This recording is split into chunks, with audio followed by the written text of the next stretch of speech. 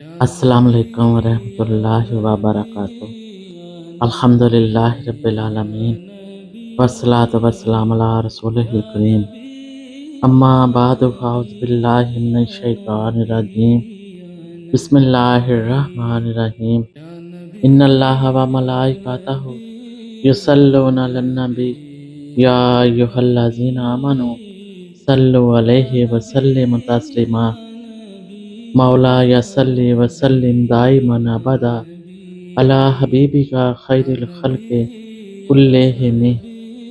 حضور اکرم صلی اللہ علیہ وآلہ وسلم کی امت کے ایک ولی کا روحانی تصرف یہ ہے کہ اگر وہ نگاہ اٹھائے تو رب کریم اس کی خاطر تقدیر کو بدل دے اور موت کو زندگی سے تبدیل فرما دے۔ اور حضرت امام حسین رضی اللہ تعالیٰ عنہ کہ جن کی شان یہ ہے کہ اگر لاکھوں کروڑوں ولی اللہ جمع ہو جائیں تو ان کی گرد کو بھی نہیں پا سکتے۔ امام حسین رضی اللہ تعالیٰ عنہ اگر نگاہ اٹھاتے خدا جانے کیا سے کیا ہو جاتا۔ اگر آپ چاہتے تو قافلہ حسین رضی اللہ تعالیٰ عنہ بچ جاتا، یزیدی لشکر تباہ ہو جاتا، کوفہ و بصرہ میں آپ کا اقتدار ہوتا، مگر یہ سب مقام رضا کے منافی تھا۔ ہم دیکھتے ہیں امت مصطفیٰ صلی اللہ علیہ وآلہ وسلم میں بڑے بڑے اولیاء کے قدم مقام رضا کی کٹھن منزلوں پر ڈگمگا گئے، مگر نواسہ رسول صلی اللہ علیہ وآلہ وسلم اور جگر گوشہ بطول رضی اللہ تعالی عنہا کے قدم مقام رضا کی منزل پر نہیں ڈگمگائے۔ میدان کربلا میں آفتاب کی تمازت سے تپتے ہوئے ریگزار پر شہادت کی کٹھن منزلوں پر آپ کامیاب و کامران دکھائی دیتے ہیں۔ آپ مرحلہ رضا کے تینوں مدارج پر کامیاب ہیں۔ مرحلہ رضا کا پہلا درجہ یہ تھا کہ علم ہو پھر بھی قضا کو قبول کر لیا جائے اور اختیار رکھتے ہوئے خود کو نہ بچایا جائے، چنانچہ متعدد احادیث مبارکہ سے ثابت ہے۔ حضرت امام حسین رضی اللہ تعالیٰ عنہ بے خبری کی حالت میں شہید نہیں کر دیے گئے۔ حضرت امام حسین رضی اللہ تعالیٰ عنہ اپنے بچپن سے جانتے تھے کہ میری شہادت میدان کربلا میں لکھی جا چکی ہے۔ وہ تو وقت شہادت، مقام شہادت اور احوال شہادت پر سے باخبر تھے۔ اگر وہ چاہتے تو یزید کے ہاتھ پر بیعت کر کے اپنی قضا سے چھٹکارا پا لیتے، اگر چاہتے تو خدا تعالیٰ کی بارگاہ میں التجا کر کے اس قضا سے فرار کا راستہ اختیار کر لیتے، لیکن آپ نے ایسا نہیں کیا کہ آپ عاشقوں میں سے تھے۔ آپ کی زندگی کے کئی برس تو محبوب کے وصال کے انتظار میں بیت گئے تھے۔ آپ رضی اللہ تعالیٰ عنہ نے تو بچپن سے اپنے نانا جان صلی اللہ علیہ وآلہ وسلم سے سن رکھا تھا کہ کربلا کے میدان میں رب ذوالجلال کا بے حجاب نظارہ کرایا جائے گا۔ اتنا بڑا صبر تھا کہ آپ نے 50 برس کی زندگی میں ہجر و فراق کی کٹھن منزلوں میں گزار دی۔ آپ رضی اللہ تعالیٰ عنہ مقام رضا کے پہلے مرحلے پر یوں پورے اترے کہ سب کچھ جانتے ہوئے یزید کی بیعت کرنے سے انکار کر دیا۔ یزید کی اتباع کا پیغام ملا مگر آپ نے قبول نہ کیا۔ آپ کے قدم کشاں کشاں میدان کربلا کو بڑھتے چلے گئے۔ وہ جانتے تھے کہ جام شہادت ان کا انتظار کر رہا ہے۔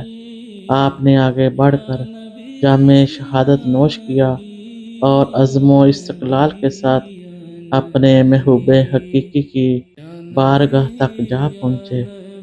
مقام رضا کے اس دوسرے درجے پر حضرت امام حسین رضی اللہ تعالیٰ عنہ یوں پورے اترے کہ ایک لمحے کے لیے بھی ان کی زبان سے شکوہ سنائی نہیں دیتا۔ وہ زبان سے دشمنوں کے آگے درخواست کرتے دکھائی نہیں دیتے۔ چیخ و پکار اور آہ و فغاں کا کوئی کلمہ بلند ہوتا سنائی نہیں دیتا، اور خانوادہ اہل بیت کے خیموں سے ماتم کی آوازیں نہیں آتی کہ خانوادہ نبوت کا ہر فرد صبر کا دودھ، توکل کا پانی اور رضا کی خوراک کھا کر جوان ہوا تھا۔ یہ کیسے ماتم کناں ہو سکتے تھے؟ یہ تو خوشی سے شہادت قبول کر رہے تھے۔ بچے، جوان، بیبیاں سبھی تو شہادت پر خوش تھے کہ یہ ان کی کامیابی اور امتحان میں سرخرو ہونے کا وقت تھا۔ چنانچہ قضا کی چھری چلتی رہی۔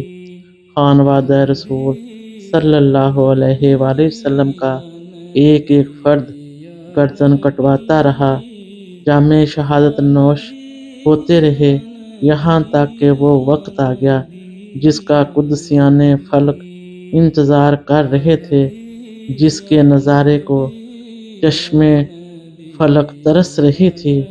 نواسہ رسول صلی اللہ علیہ وآلہ وسلم اپنے ساتھیوں کی قربانی دینے اور سینکڑوں یزیدیوں کو واصل جہنم کرنے کے بعد بالآخر تیروں اور نیزوں سے جسم چھلنی کروا کر گھوڑے سے نیچے گرے۔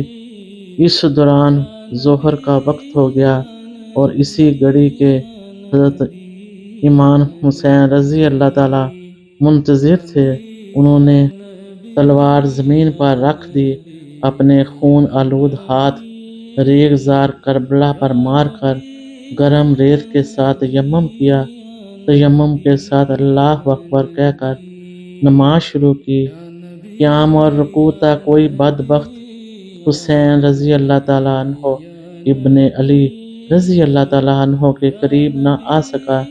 ادھر حسین رضی اللہ تعالیٰ عنہ اللہ کے حضور سجدہ ریز ہوئے، ادھر قاتل کی تلوار گردن حسین پر لگی اور ملک الموت نے خدا تعالیٰ کی طرف سے یہ مصدع جاں فضا سنایا: اے وہ نفس جس نے اطمینان حاصل کر لیا، تو اپنے رب کی طرف واپس چل، اس طرح کہ تو اس سے راضی، وہ تجھ سے راضی۔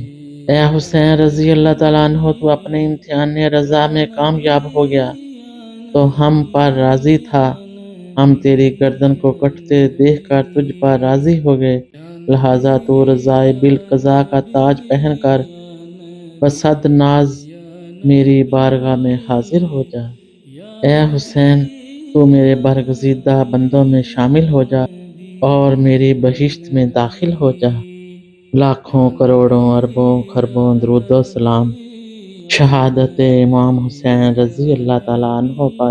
اللہم صلی علی محمد وآل محمد۔ الصلاۃ والسلام علیکہ یا سیدی یا حبیب اللہ۔